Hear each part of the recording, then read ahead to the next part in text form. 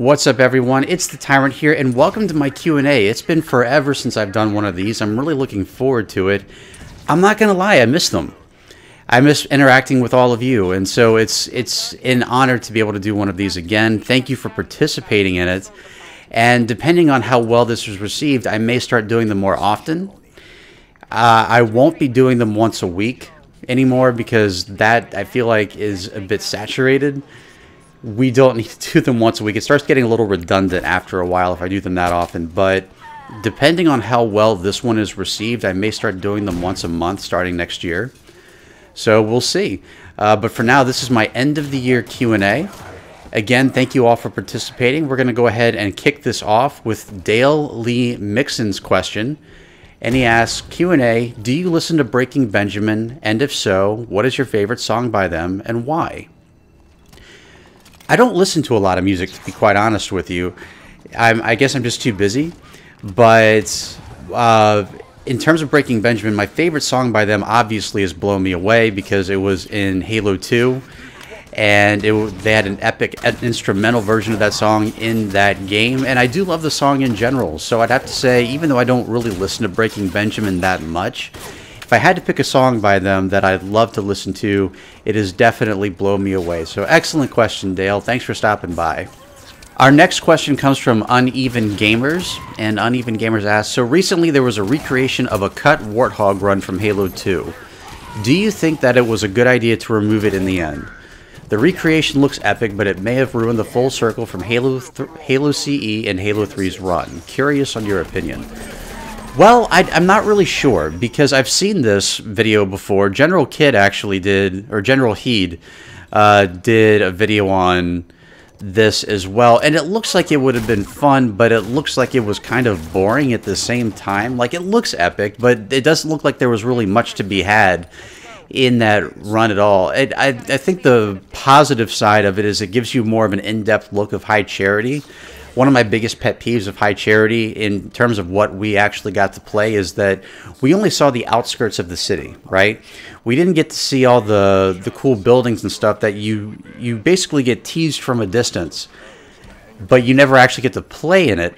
And that always disappointed me. So if it added a new depth to High Charity, I still say it would have been a definite plus. It could have been a staple for all 3 Halo games, or at least for the original trilogy if they had all had Warthog runs. So I don't think it would have ruined the full circle effect at all.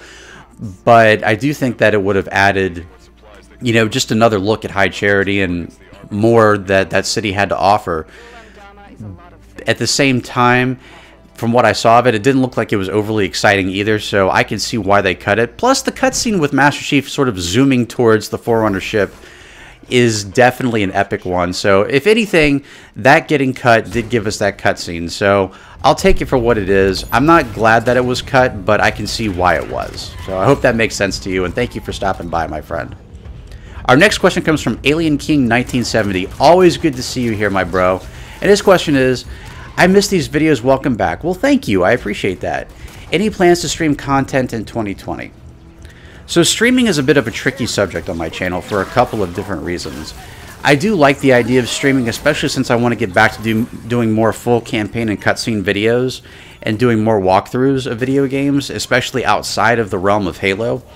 And it would be cool to stream some of what I do because as I'm sure you know, it takes a lot to do a walkthrough. I have to play through a game numerous times just so that I get the feel for it and just so I have a nice solid understanding of what is expected in the game so that I can teach it to the people who are watching.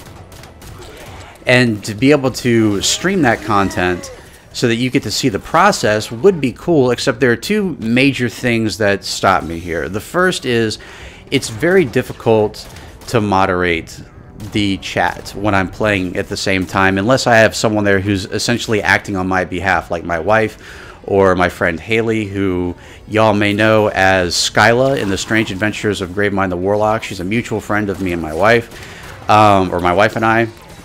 And I've had people speak on my behalf before, and it didn't work out too well just because I didn't pay attention to what they were saying.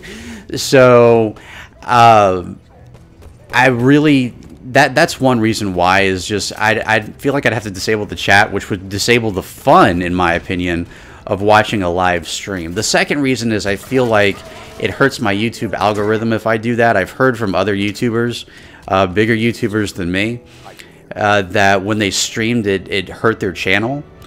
So I'm not really sure what the deal is with that. I mean, obviously I could use other platforms like Twitch or Mixer, but I don't have a big following on either of those, and so I'm not sure. If I streamed, I'd want to do it on YouTube, but at the same time, I don't want to hurt the channel either. So I don't know. I think those are two pretty solid reasons. We'll just have to see what 2020 brings. It's possible that I'll stream if YouTube fixes their stuff. So we'll just have to see. But yeah, that's my take on streaming, and always good to see you here, my friend. Thank you for stopping by. Our next question comes from Mark Cicolella, and his question is, so, are you going to be doing a PC laser challenge for all of the Halo games? I remember playing CE on PC on Legendary, and it was really damn hard on the keyboard and mouse, to be honest. Well, so here's my plan. I love doing the laser challenges. They're a bit different than the Mythic ones. I told you guys that I retired from doing Mythic walkthroughs. That includes the written walkthroughs on halo.bungie.org. Halo 5 was my final one on that. The laser challenges are a little bit different because I get to play on Legendary with all the skulls on except for Blind. And I hate that skull with a bloody red passion. So it would be nice to be able to play without that. And I would love to do more full campaign and cutscene videos of Halo featuring the Lazo type challenges, which I thought would be fun. And in that regard, I plan on doing something like that for Halo 3, Halo 3 ODST, and Halo Reach. I technically already have a walkthrough for Halo Reach for the Laser Challenge, but I think it would still be fun to do a full campaign and cutscene video on it anyway, just because I think those games are awesome. And I know that they're classic games, and I think people would really appreciate it if I did that. Very similar to the way I did it for Halo 4 and Halo 5. So the short version is, yes, I do plan on doing it for Halo 3, ODST, and Reach. Halo 3, ODST, and Reach. But not for Halo Combat Evolved or Halo 2. I don't consider those to be actual Lazo-esque games, since the skulls aren't what I consider to be real skulls. They're really there for more your entertainment than for a challenge. I think Halo 2 Anniversary has like 30 some odd skulls in it.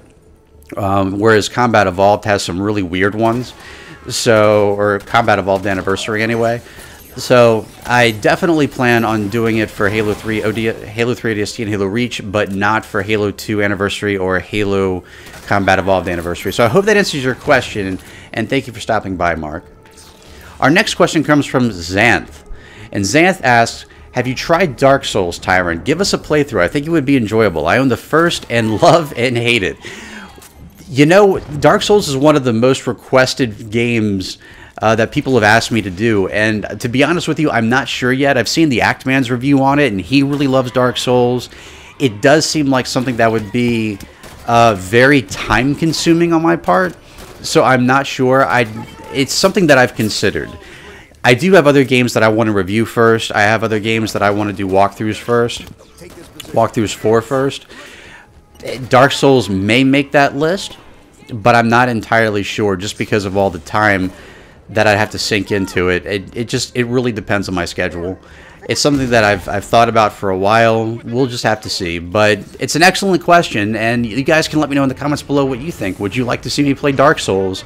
And if so, would you like to see a walkthrough for it? Would you like to see a review for it? You can let me know in the comments below. Our next question comes from 666 Dovak the King. And the King asks, Q&A, what are your thoughts if 343 added a Halo 2 Jackal sniper in Halo Infinite just as a joke? I think I would scream, actually. That was one of my biggest pet peeves of Halo 2, were the Halo 2 Jackal snipers. Definitely would not like to see that. In fact, Halo 5 kind of had that for a little while. I think it's been patched since then, but if you guys go back and look at my top 25 Halo video, or top 25 hardest Halo missions of all time video, there's a part where I'm on blue team, right? And a Jackal sniper kills me and my entire squad. So he kills the Master Chief and blue team. It's just the one Jackal sniper that does this. And the people joke in the comment section, like, someone give that Jackal a medal and stuff like that. I'm like, yeah, no. That's not something that I encourage at all. So no, I would not like to see that in Halo Infinite. I think it would completely bust the immersion of the game. And I'm already a little bit worried about Halo Infinite, which brings us to our star question of the Q&A. And that is from Divine Hero. And he asks, Q&A Tyrant, what do you think Halo Infinite needs to do to be successful and well received by fans? So I'm not going to lie to you. I'm a bit worried about Halo Infinite, and there are a few reasons behind this. The first one is it's been 5 years, or by the time Halo Infinite will be released, it will have been 5 years since the last major Halo title came out. That's a long time, and that really begs the question, why? You know, it concerns me because, first of all, does that mean that there was a lot of developmental issues with Halo Infinite? Did they have to start over? Did this go through some sort of Halo 2-esque phase where they had big plans for it and they had to scrap it at the last second? Are we going to be getting sloppy seconds for Halo Infinite? And so that worries me a little bit. I hope not. You know, I've got high hopes for Infinite, but I'm not getting my hopes up either, just because that is a long development cycle. I hope that means they're just taking their time with the game and trying to work out every single little bug and every little quirk that they need to in order to deliver a top-notch AAA title. But again, that's 5 years is a very long time for a Halo game, and it's got me a little worried. The second reason I'm worried is that usually this far into the development cycle, we've seen more about the game in question. You know, if you go back and you look at Halo 2, Halo 3, you look at Halo Reach, even ODST, we had vidocs that Bungie released, and so that we could keep up with it, we saw very early builds of the games, and it just sort of kept us in the loop as to what was going on, what the development process was, and what we could expect. We have not seen that from Halo Infinite yet. The closest thing we've seen a pre-rendered cutscene. Well, they say it's in-game graphics. I don't know if I buy that or not, but we saw that at E3, I want to say 2018. And then for this past E3, we saw what is supposed to be the opening cutscene to the game. I don't know if that's supposed to be the engine that they're using for the actual gameplay, or if it's pre-rendered. I'm assuming that it's for the actual game. Usually Halo is very good about doing that, but I don't know. Usually we haven't seen anything on multiplayer yet. We haven't seen anything in terms of the weapons that are going to be in the game, the enemies that are going to be in the game. We know next to nothing about the plot. And this worries me a little bit. Are they going to continue with Halo 5's story? Are they going to start from scratch? Are they going to completely go a different direction? We don't know any of the answers to any of these questions, and it makes me wonder if Halo Infinite's going to even come out next year, because are they even done with it yet? So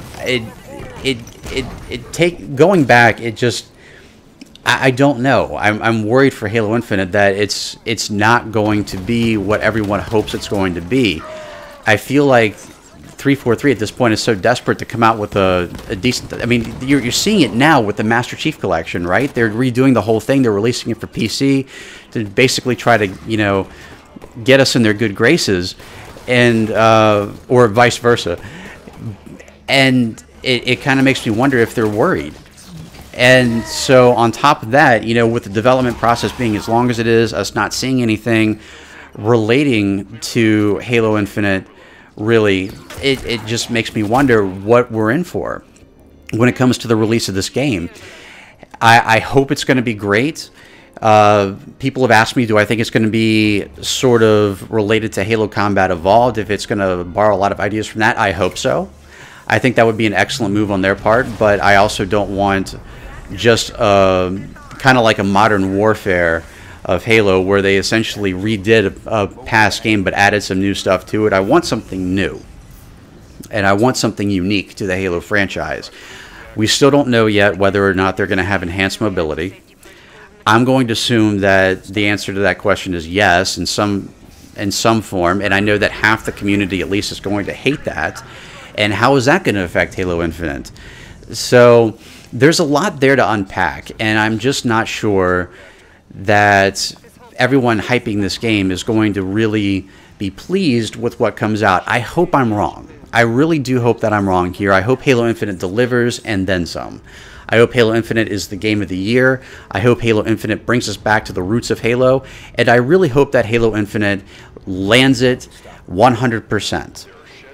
But I just don't know. We're going to have to wait and see. I hope that we see more in 2020. I hope we at least get to see some sort of a demo of the game at E3 this year. I really hope that we do, or at least this upcoming year. So I'd like to hear your thoughts and opinions. What do you guys think about Halo Infinite? Are you worried for it like I am? Do you have faith in 343 Industries that they can deliver? And do you think that Halo Infinite will deliver and be the best Halo game we've had in a long time? I'd love to hear your thoughts and opinions in the comments section below. And if you want to ask more questions for future Q&As, go ahead and leave them in the comment section below. If this video gets a lot of views, if it gets well received, then I will continue doing Q&As throughout 2020 so that I can connect with you, the fans. And I really do appreciate you being here. You are my community. You are awesome. You are all wonderful people, and it's always good to have you here. Thank you for taking the time out of your busy day to sit down and watch this video. I really do hope that you enjoyed it. I hope you enjoyed me bringing back the Q&A. And if you did, I hope you'll consider subscribing for more great content right here on the channel. Thank you all so much for watching. I hope you all have an absolutely wonderful week and a wonderful holiday. I'll catch you all right back here next time. And as always, I'm the Tyrant, signing off.